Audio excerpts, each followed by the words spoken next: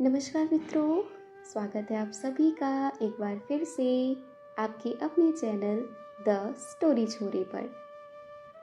कहते हैं हर गांव में एक कहानी छुपी होती है और हर कहानी में एक ऐसा किरदार जो वक्त से कहीं आगे निकल जाता है।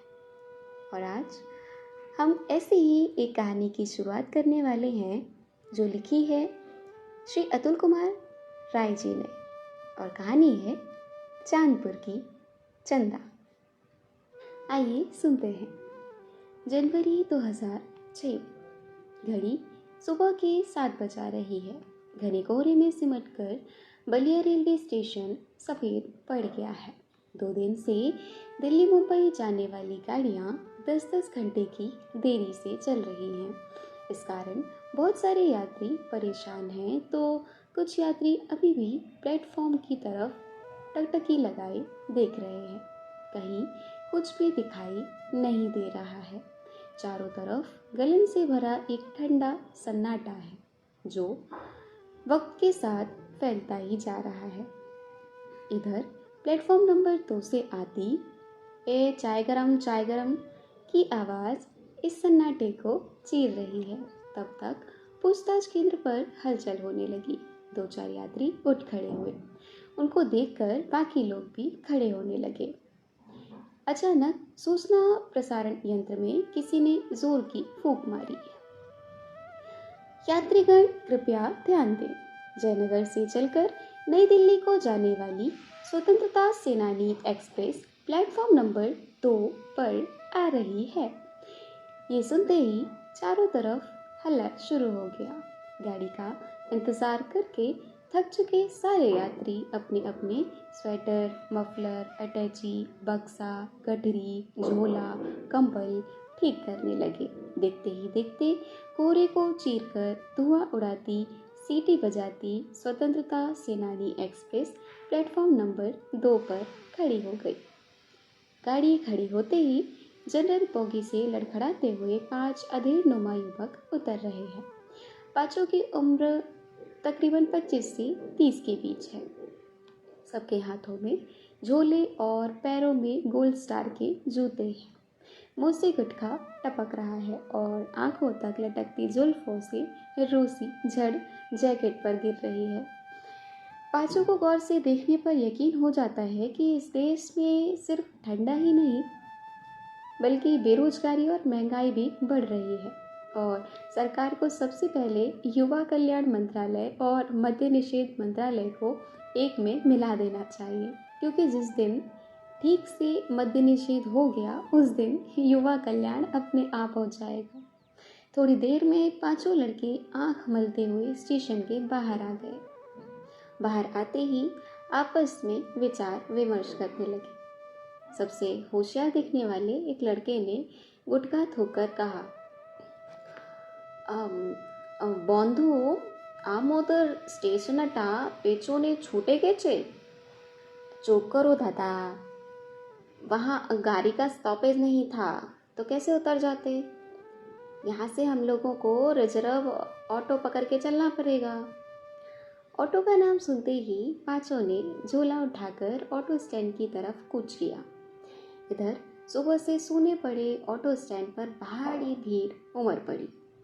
ट्रेन से उतरे सारे यात्री ऑटो में बैठकर हवाई जहाज की स्पीड से जल्दी जल्दी घर जाना चाहते थे। इस कारण ऑटो स्टैंड का माहौल मछली बाजार बन गया था। लेकिन इस बाजार से दूर एक दारू की दुकान के सामने खड़े होकर 2 ऑटो वाले बड़े ही निर्विकार भाव से खैनी बना रहे थे। पांचों लड़कों को देखते ही उनके हाथ रुक गए, भौहें तन गई और मुंह से निकला, रे बित्तन, का रे? ई सब ऑर्केस्ट्रा वाले हैं का भाई? लग तो ये रहा है भाई। ई सरवा लगन शुरू होते ही मेहरारू लड़का लेकर बंगाल से बलिया चले आते हैं। फिर पूरे लगन उनको रूप सी प्रधान ऑर्केस्ट्रा में नचवाते हैं और अपने सामियाना में सुत कर लड़का खिलाते हैं। बक भुक्का, ये सब मालदा जिला वाले हैं, मजदूर हैं। बलिया छपरा रेल लाइन पर काम चल रहा है, देखे नहीं हो का? जाकर पूछो तो। ऑटो वाला आगे बढ़कर पूछने लगा, कहाँ जाना है दादा? कहीं नहीं जाना। बॉस जी कचहरी मरियर? ना। नरही भरौली बक्सर? ना दादा। खिजूरी खड़सरा सिकंदरपुर? ना। तब गाजीपुर मऊ आजमगढ़ देवरिया गोरखपुर सिवान छपरा बक्सर आरा भभुआ मोहनिया रोहतास? नहीं भाई बस करो। तब कहीं तो जाएंगे कि रेलवे स्टेशन पर ट्रेन का डिब्बा गिनने आए थे? एक मिनट रुको, पढ़ो जी कहाँ लिखा है। पांचों में से सबसे पढ़ाकू दिख रहा एक लड़का कागज निकाल कर पढ़ने लगा, चांदपुर। वाह! चांदपुर का नाम सुनते ही ऑटो वाले का सूखा पड़ा चेहरा खिल गया। उसकी आंखें इन पांचों दिव्य मूर्तियों का गहन निरीक्षण करने लगी। मन में शंख बजने लगे, चित्त में सुगंधित अगरबत्तियां जलने लगी और दिल से आवाज आने लगी, जय हो बिरगू बाबा, सुबह सुबह क्या आइटम भेजा है आपने। लेकिन मौके की नज़ाकत को समझकर उसने उत्तेजना भरी आवाज को अपनी जेब में छिपाकर पूछा, आप लोगों को मैनेजर साहब के यहाँ जाना है क्या दादा? एक ऑटो वाले के मुंह से मैनेजर साहब का नाम सुनते ही पांचों लड़के अवाक होकर एक दूसरे को देखने लगे। किसी ने कुछ नहीं कहा, सब सुन्न पड़ गए। ऑटो वाला मामले की गोपनीयता को झट से समझ गया। उसने दांत चियारते हुए कहा, कौनो बात नहीं, हम समझते हैं। वैसे चांदपुर ही जाना था तो बलिया स्टेशन नहीं आना चाहिए था। सातवां रेलवे स्टेशन पर उतर जाते, वहां से घोड़ा गाड़ी पर सवार होते और सीधा चांदपुर चले जाते। वो सब छोड़ो, तुम बताओ तुमको चांदपुर चलना है कि नहीं? काहे नहीं चलना है, आप आदेश तो करिए। कितना लोगे? कितना देंगे? थोड़ी देर में मोलभाव होने लगा। इधर ठंड बढ़ती जा रही थी और ट्रेन चले जाने के बाद ऑटो स्टैंड के आसपास की भीड़ भी कम होती जा रही थी। 10 मिनट बाद आखिरकार ऑटो वाला विजयी मुद्रा में आकर बोला, देखिए दादा, फाइनल बात, राम राम का बेरा है, ठंड देख रहे हैं ना, हाथ काम नहीं कर रहा है, विश्वकर्मा छू रहे हैं, झूठ नहीं बोलेंगे, 500 से 5 पैसा कम नहीं होगा। पांचों में से तेज तर्रार दिखने वाले एक लड़के ने कहा, 400 देंगे, चलो वरना जाओ। जाओ सुनते ही जाल में फंसी हुई मछली के जाल से निकल जाने पर मछुआरा तड़पता है जैसे, वैसे ही ऑटो वाला तड़पने लगा। ए दादा, अरे राम राम के बेरा में नाराज नहीं होते, आपको हम मैनेजर साहब के घर छोड़ेंगे, घर नहीं छोड़े तो स्कूल छोड़ेंगे, और स्कूल नहीं छोड़े तो आपका जूता हमारा सर, समझे? औसत भारतीय की तरह जूते वाली बात पांचों लड़कों को तुरंत समझ आ गई। कुछ देर तक अपने फटे जूते की तरफ देखकर पांचों में से एक ने कहा, ठीक है तब चलो। पीछे सामान रखो दादा। ना ना, हम लोग सामान हाथ में साथ लेकर बैठेंगे, इसमें बहुत ज़रूरी सामान है। ठीक है दादा, जैसी मर्जी। इतना कहकर ऑटो वाले ने मन ही मन गरियाते हुए पगड़ी टाइट बांधी और मुंह में गुटखा डालकर निरहुआ का गाना बजाया। स्टीयरिंग को सुबह का तूफानी नमस्कार किया और चलने लगा। इधर सड़क पर 10 मीटर के आगे कुछ दिखता नहीं था। बिना डीपर के चलाना मुश्किल हो रहा था। इसी मुश्किल में अखबार वाले, दूध वाले, ट्रेन पकड़ने वाले और कोचिंग पढ़ने वाले इक्का दुक्का लोग आ जा रहे थे। थोड़ी देर में ऑटो शहर के बाहर निकल आया। बाहर निकलते ही पांचों लड़कों के चेहरे पर हवाइयाँ उड़ने लगी। उनके चेहरे भय से सिकुड़ गए। एक लड़का अपने मोबाइल को बार बार कान से हटाकर सताता रहा। बाकी चारों कौतुक भरी आंखों से बलिया जनपद को देखते रहे। 10-15 मिनट तक ऑटो में शांति पसरी रही, क्योंकि कोई किसी से बोलता नहीं था, बस मफलर को कान के आगे पीछे कर लेता था। अचानक सबसे किनारे बैठे एक अधेड़ लड़के ने मुंह से मफलर हटाकर साइड मिरर में झांकते हुए ऑटो वाले से पूछा, भाई साहब, क्या आप सच में मैनेजर साहब को जानते हैं? जानते हैं? क्या बात की है दादा, मैनेजर साहब के लड़के हैं ना, डब्लू नेता, हम उनके खास आदमी हैं और उनके कॉलेज में मास्टर हैं।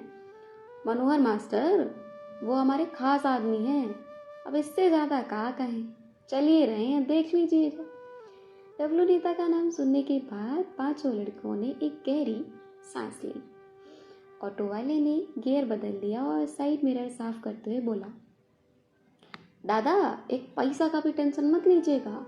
जहाँ मैनेजर साहब का घर है ना, उसी चट्टी पर तो हमारे भैया बिजली मिस्त्री रहते हैं।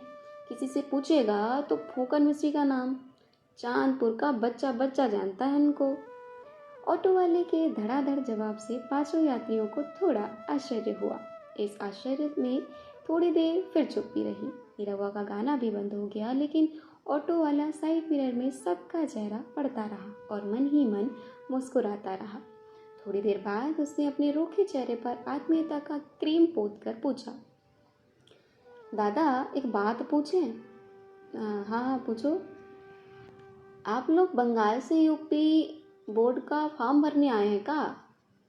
इस सवाल के बाद पांचों लड़के एक दूसरे का मुंह देखने लगे। समझ में नहीं आया कि क्या कहें, कैसे कहें। तब तक सबसे किनारे बैठे एक लड़के ने लजाते हुए मामला संभाल लिया और कहा, हाँ 12वीं का फॉर्म, किसी से कहिएगा मत, डब्लू भैया मना किए हैं। अरे सरकार, यही बात आप लोग पहले कहे होते कि यूपी बोर्ड का फॉर्म भरने आए हैं, तब्बे से न जाने दिस दैट बतिया रहे हैं। टेंशन मत लीजिए, हम भी परियार साल उसी कॉलेज से इंटर पास हुए हैं। उसी कॉलेज से? सच में? पांचों लड़कों ने चेहरा सिकोड़ कर एक साथ पूछा। तब क्या? जानते हैं हमारा कितना परसेंट बना था? सबसे अधेड़ दिखने वाले लड़के ने पूछा। कितना परसेंट था? देखिए, जिस दिन से साइंस का पेपर था उस दिन तो हमारी भैंस भी आ गई थी। हम परीक्षा में बैठे ही नहीं।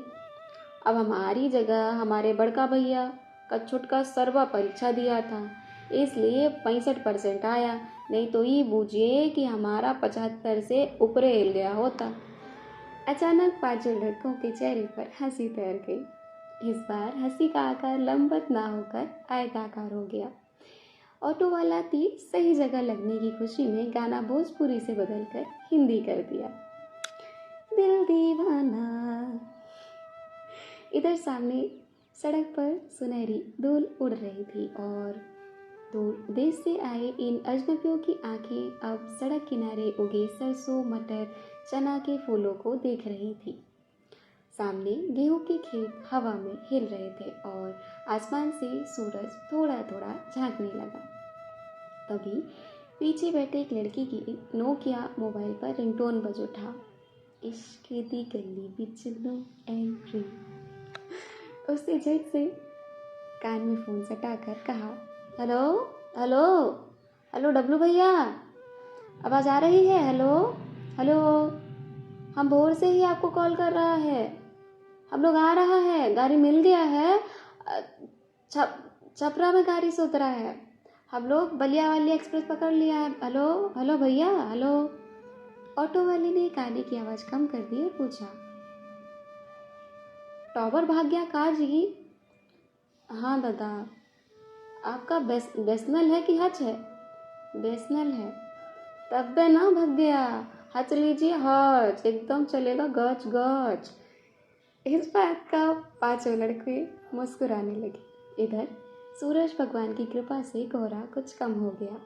ऑटो वाले की स्पीड बढ़ गई। सामने से आ रहे एक दूध वाले की साइकिल से टकराने के बाद माँ बहन की 2-4 खतरनाक गालियाँ सुनकर उसने कहा, वैसे दादा जानते हैं, पिछले साल तो पंजाब, नेपाल, हरियाणा से एक दर्जन स्टूडेंट परीक्षा देने चांदपुर आया था। सबके रहने खाने का इंतज़ाम से लेकर पान, तंबाकू, गुटखा की व्यवस्था हम ही किए थे। वो सब लोग फर्स्ट डिवीज़न पास हो गए हैं। अभी भी हमको फ़ोन करता है। इस बार भी बोर्ड परीक्षा में हम ही ड्यूटी करेंगे। आप लोगों को भी कोनो प्रकार का दिक्कत नहीं होगा। ये बुझे कि अपने घर का कॉलेज है। ऑटो वाले की इस बड़ी ही आश्वस्ति के कारण पांचों लड़के के चेहरे की शिकन कुछ कम हुई। सब जान गए कि ये ऑटो वाला पहुंचा हुआ फकीर है। दूसरी बात ये कि अनजान जगह पर मौन रहना भीतर के डर को बढ़ाता है, इसलिए बात चाहे कितनी भी फालतू क्यों ना हो करते रहनी चाहिए। फिर तो पांचों लड़के सामान्य हो गए। किसी ने ऑटो वाले से पूछा, आपका नाम क्या है?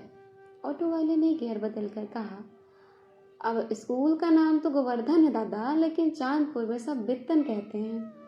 किसी ने पूछा, भैया कल शाम को हम लोग फॉर्म भरकर फिर अपने घर चले जाएंगे, तो आप स्टेशन छोड़ देंगे ना?